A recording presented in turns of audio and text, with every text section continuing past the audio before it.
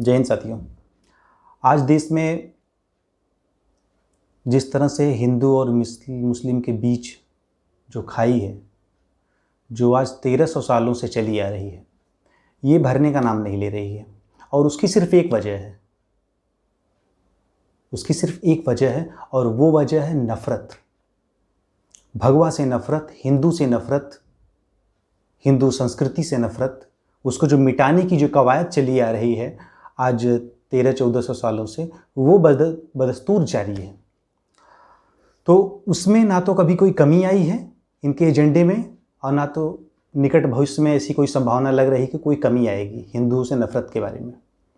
भगवा से नफ़रत, संस्कृति से नफ़रत, हर चीज़ से नफ़रत का एक दौर सा बिछ गया, एक जाल सा बिछ गया है। और उसमें महत्वपूर्ण भूमिका अदा की है हमारी राजनीति ने। हमारे जो देश की राजनीति है वो इन्हीं सब बिंदुओं पे जाके टिक गई है। आज एक राष्ट्रवादी सरकार बनी है तो कुछ असामाजिक तत्व और कुछ गैर राष्ट्रवादी ताकतें बौखलाई हुई हैं एकदम। आज इस्लाम पूरी दुनिया में बदनाम है। अमेरिका से लेके पूरे यूरोप में, स्वीडन का हाल देखिए, फ्रांस का हाल देखिए, इंग्लैंड का हाल देखिए, भारत का हाल देखिए, चाइना देखिए, जापान तो पूरा बैन लगा के पहले से ही रखा हुआ है। ऑस्ट्रेलिया में आप देखिए कहाँ इनकी इज्जत इनको मिल रही है, कहाँ से ये बेआबरू नहीं हो रहे हैं। फिर भी कोई सुधरने का नाम नहीं, और ना तो कोई सुधार है इनमें। भगवा से नफ़रत बहुत पुरानी है। ये नफ़रत चली आ रही है मोहम्मद बिन कासिम के पहले आक्रमण से। अभी हाल ही में उनकी एक किताब जी न्यूज पे दिखाई गई, अम्बेडकर साहब की।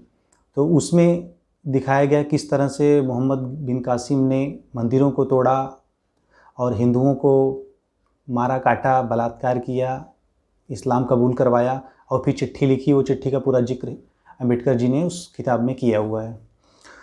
तो ये लोग बोलते हैं कि हिंदू बटे हुए हैं, कभी दलित के नाम पे, कभी जातियों के नाम पे, कभी द्रविड़ और ये वामपंथी और ये लेफ्ट और राइट विंग की बात करते हैं। ये सब सारी बीमारियां सिर्फ इंडिया में हैं।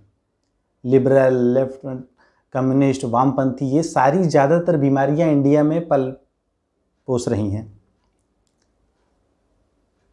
अभी अगर रेप के आंकड़े आप देखेंगे तो मुस्लिमों के द्वारा हिंदू लड़कियों की रेप की घटनाएं आए दिन आपको मिलती रहेंगी। उसमें मैं ये नहीं कह रहा हूँ कि सिर्फ इस्लामिक कट्टरपंथी ऐसा कर रहे हैं, लेकिन ज़्यादातर केस में इन्हीं का हाथ है, क्योंकि इनके मदरसों से लेके ऐसी तालीम दी जा रही है कि बस हिंदू तुम्हारा दुश्मन है, एक हाथ में कुरान ले लो और एक हाथ में तलवार ले लो। अभी एक वीडियो आया था, मदरसे में ये चल रहा था। तो और इनका जिहाद का तरीका ही है ये रेप जो है, ये इनके जिहाद के ही एजेंडे में है। ये कितने भी पढ़े लिखे हो जाएं, इनका तरीका वही रहेगा। ये सुधरने वाली कौम है ही नहीं है। ये इनको टिट फॉर टैट वाला हिसाब किताब इनके साथ रखना पड़ेगा, जैसे को तैसा। आदर्शवाद की राजनीति, आदर्शवाद की बातें अभी नहीं चल पाएंगी आज के दौर में। आदर्शवाद आप घर में रखिए, श्री राम को घर में रखिए, अपने बच्चों को बताइए, अपनी आने वाली पीढ़ी को बताइए, लेकिन घर से बाहर निकलिए तो हिंदू बन के निकलिए। यही संदेश है आज का। इनका देखिए कि हिंदुओं के अलग अलग जातियों की लोग बात करते हैं, जबकि रोहिंग्या के जो आंकड़े हैं आप देख लीजिए। रोहिंग्या को रखने के लिए कोई भी 56 मुस्लिम राष्ट्र हैं, कोई भी रखने को तैयार नहीं है। अभी एक नौका सऊदी अरब से वहाँ से भगाई गई, बांग्लादेश गई, वो भी लेने को तैयार नहीं है। उसमें कुछ 100, 200 या 500 रोहिंग्या हैं। श्रीलंका ने ऊपर से हेलीकॉप्टर से पानी दिया तब ये कुछ जिंदा रहे, लेकिन रखने को कोई तैयार नहीं है। ये तो हाल है इनका। और यहाँ पे इनको भाई भाई कह के रखा जा रहा है। अरे इतना ही भाईचारा है तो और भी सारे मुस्लिम राष्ट्र हैं, वहाँ पे रख लो को, तो वहाँ पे रखना नहीं इनको तो बस इंडिया में इनको आबादी बढ़ानी है, जिहाद फैलाना है, जहर उगलना है। यही रोहिंग्या को आप रख लोगे, कल को यही रेप करेंगे, बलात्कार करेंगे, यही सब करेंगे। और आप जम्मू का देख लीजिए, बंगाल का देख लीजिए, ये सब रोहिंग्याओं की ही करतूत है। अरेबियन कंट्री से अभी एक थ्रेट आई थी, ऐसा बोला जा रहा है कि दरअसल ये क्या हुआ कि पाकिस्तान के द्वारा ये सब सारी चीज़ें की गई। पाकिस्तान का प्लॉटेड ये एजेंडा था जिस तरह से भारत में फैलाया गया।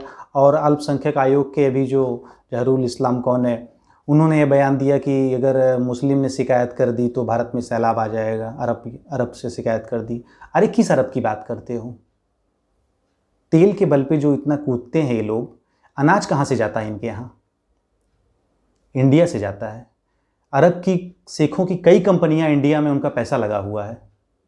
खुद अरेबियन कंट्रीज़ में भाड़े पे सैनिक हैं, अमेरिकन सैनिक, जिनकी सेना ही खुद की नहीं है, जिनके यहाँ लोकतंत्र नहीं है, जिनके यहाँ चुनाव नहीं होता है, वोट देने का किसी को अधिकार नहीं है, उनसे यहाँ की तुलना कर रहे हो भारत की। यहाँ तो तुमको वोट देने का अधिकार है, लोकतांत्रिक देश है ये। फिर तुम कैसे कह सकते हो कि नहीं जो है सऊदी अरब कंट्रीज से यहाँ पे चीज़ें सब हो जाएंगी, सैलाब आ जाएगा, जलजला आ जाएगा, घंटा आ जाएगा। और दूसरे देखिए कि मदरसे जो चल रहे हैं ये इनके मेन अड्डे हैं। ये मदरसे, अब्दुल कलाम ने भी बोला था ये बात कि मदरसों में ही आतंकवाद फैल रहा है, मदरसों से ही, चाहे वो पाकिस्तान संचालित हो चाहे वो भारत में संचालित हो। तो आप देखिए कि जिस तरह से हिंदुओं के प्रति जो नफ़रत चल रही है वो मदरसों की ही देन है। एक तो कुरान है, एक मदरसे हैं और तीसरे हैं मौलवी। यही तीन स्तंभ हैं जो कि खुद ही अपना कौम को डुबाने में लगे हुए हैं। इनको अपनी कौम से कोई प्यार नहीं है।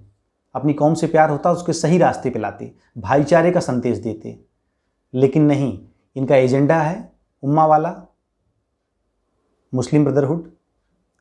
बस मुस्लिम भाई है तुम्हारा, कुरान भी वही कहती है, मुसलमान करती रहती है, जिहाद करती रहती है, काफिर करती रहती है, और है ही क्या उसमें।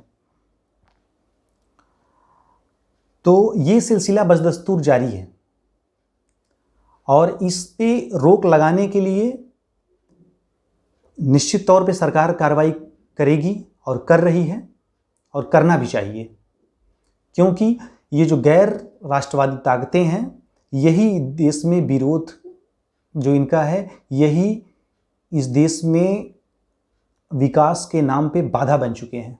अभी पाकिस्तान के एक पत्रकार का सीधा बयान आया, उसने ये कहा कि अगर भारत में मुसलमान न होते तो भारत अमेरिका से भी आगे होता। तो ये तो इनका एजेंडा है। और वामपंथी, लिबरल और ये जो तमाम वायर, द प्रिंट और काफ़ी सारे चैनल हैं, ये सब हमेशा गुणगान तो करते रहते हैं इन देश विरोधी ताकतों का। और दूसरी बात ये है कि ये आजकल एक नया ट्रेंड आया है कि लेख लिखो और डॉलर कमाओ। भारत के खिलाफ बातें लिखो और बाहर के जो तमाम संस्थाएं हैं जो कि देश विरोधी हैं भारत में, उनके लिए ये लोग आर्टिकल लिखते हैं, लेख लिखते हैं और बदले में इनको डॉलर मिलता है। मतलब जिस देश में रहते हैं, जिस थाली में खाते हैं, उसी में लोग छेद कर रहे हैं। तो शिकायत खाली मुस्लिमों से नहीं है, शिकायत इन दोगले हिंदुओं से भी है, हमारी है। इन दोगले हिंदुओं का क्या उपचार है?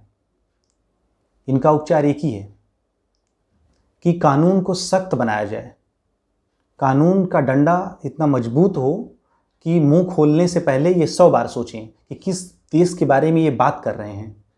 हजारों साल पुरानी संस्कृति है ये, हजारों साल से चली आ रही है ये संस्कृति। मिटाने पे तुले हुए हैं, लेकिन ये संस्कृति इतनी जल्दी मिटने वाली है नहीं। इसलिए ये लोग भूल जाएं और अपनी औकात में रहें, नहीं तो फिर हर हिंदू को गोडसे बनना पड़ेगा, हर हिंदू को राणा प्रताप बनना पड़ेगा, शिवाजी बनना पड़ेगा।